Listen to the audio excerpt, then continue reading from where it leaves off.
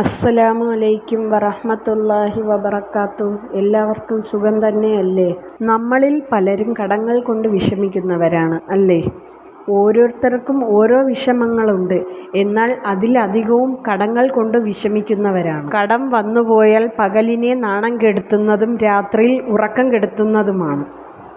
ഞാൻ ഓരോ വീഡിയോയിലും പറയുന്ന ദിക്റുകളും സൂറത്തുകളും എൻ്റെ അനുഭവത്തിൽ വന്നതും അല്ലെങ്കിൽ നമുക്ക് വേണ്ടപ്പെട്ടവർ അനുഭവിച്ചറിഞ്ഞതുമായ കാര്യങ്ങൾ അവർ എന്നോട് പറഞ്ഞതുമാണ്.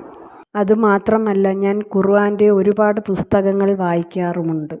ഇൻഷാ അല്ലാഹ് ഞാൻ പറയാൻ പോകുന്നത്, നിങ്ങളിൽ ആരെങ്കിലും വലിയൊരു പ്രതിസന്ധിയിലാണ്, എന്ത് ചെയ്യണം എന്നറിയാതെ നിൽക്കുന്ന ഒരു സമയമാണെങ്കിൽ തീർച്ചയായും ഇന്ന് രാത്രി 2 റക്അത്ത് തഹജ്ജുദ് നമസ്കാരത്തിന് ശേഷം ഇസ്തിഗ്ഫാർ ചെയ്യുക. നാം മനുഷ്യരാണ്. നമ്മളിൽ നിന്നും അറിഞ്ഞും അറിയാതെയും ഒരുപാട് തെറ്റുകുറ്റങ്ങൾ വന്നു പോയിട്ടുണ്ടാകാം. ഒരുപാട് പേർ പറയുന്നത് കേൾക്കാം, ഞാൻ എന്തൊക്കെ ദിക്റ് ചൊല്ലിയിട്ടും ഏതൊക്കെ സൂറത്ത് ഓതിയിട്ടും എനിക്കൊരു ഫലവും കിട്ടുന്നില്ലെന്ന്. അതിനുള്ള കാരണം എന്താണെന്നറിയാമോ? ആ സൂറത്ത് ഓതുമ്പോൾ എൻ്റെ ഇന്ന കാര്യം നടക്കണമേ റബ്ബേ എന്നുള്ള ചിന്ത മാത്രമായിരിക്കണം മനസ്സിൽ. ആ സൂറത്ത് ഓതുമ്പോൾ നാം അള്ളാഹുവിനെ മുറുകെ പിടിക്കുക. അതുമാത്രമല്ല, നമ്മുടെ ശരീരവും നാം ഇട്ടിരിക്കുന്ന വസ്ത്രവും നല്ല വൃത്തിയുള്ളതായിരിക്കുക. അതുപോലെ തന്നെയാണ് ഓതാനിരിക്കുമ്പോൾ ആരോടും സംസാരിക്കാതെ ഇരിക്കുക.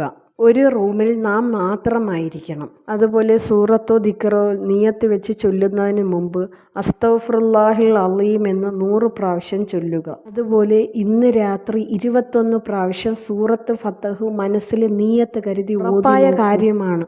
ഓരോ സൂറത്ത് ഫത്തഹ് ഓതിയതിന് ശേഷവും എന്താണ് ആഗ്രഹം അത് അല്ലാഹു തആലയോട് പറഞ്ഞ് കരയുക. ഉറപ്പായ കാര്യമാണ്. ഓരോ സൂറത്ത് ഫത്തഹ് ഓതുന്നതിന് മുമ്പും ശേഷവും, എന്നിട്ട് ഓരോ സൂറത്ത് ഓതുമ്പോഴേക്കും എൻ്റെ ഈ കാര്യം നടക്കുക തന്നെ ചെയ്യും എന്നുള്ള ഉറപ്പ് വേണം. സൂറത്ത് ഓതി തീരുന്നതിന് മുൻപ് തന്നെ എൻ്റെ കാര്യം നടക്കും എന്നുള്ള ഉറപ്പ് വേണം. ഇൻഷാ അല്ലാഹ് തീർച്ചയായും നടന്നിരിക്കും. ഇത് വെറും വാക്കല്ല, നമ്മുടെ അനുഭവമാണ്. അല്ലാഹുവേ, വെള്ളിയാഴ്ച രാവിൻ്റെ ബർക്കത്ത് കൊണ്ട് റബ്ബേ നമ്മളിൽ നിന്ന് വിട്ടു പിരിഞ്ഞവരുടെ കബറിടം നീ വിശാലമാക്കി കൊടുക്കണേ അല്ലാ. നാളെ അവരെയും നമ്മയും ഒരുമിപ്പിച്ച് ജന്നാത്തുൽ ഫിർദൗസിൽ ഒത്തൊരുമിപ്പിക്കണേ അല്ലാ. ഒരുപാട് പേര് കടങ്ങൾ കൊണ്ട് വിഷമിക്കുന്നവരുണ്ട് റബ്ബേ, അവരുടെ എല്ലാം കടങ്ങൾ നീ വീട്ടി കൊടുക്കണേ അല്ലാ. മക്കളില്ലാത്തവരുണ്ട് റബ്ബേ, അവരെ നീ സന്താനങ്ങൾ നൽകി അനുഗ്രഹിക്കണേ അല്ലാ. മക്കളെ നീ നേരായ മാർഗത്തിൽ നയിക്കണേ അല്ലാ. അല്ലാഹുവേ, വീടില്ലാത്തവർക്ക് നീ വീട് നൽകി അനുഗ്രഹിക്കണേ അല്ലാ. അപകട മരണങ്ങളിൽ നിന്നും മാറാ രോഗങ്ങളിൽ നിന്നും കാക്കണേ അല്ലാ. ആമീൻ യാ റബ്ബൽ ആലമീൻ. അസ്സലാമു അലൈക്കും.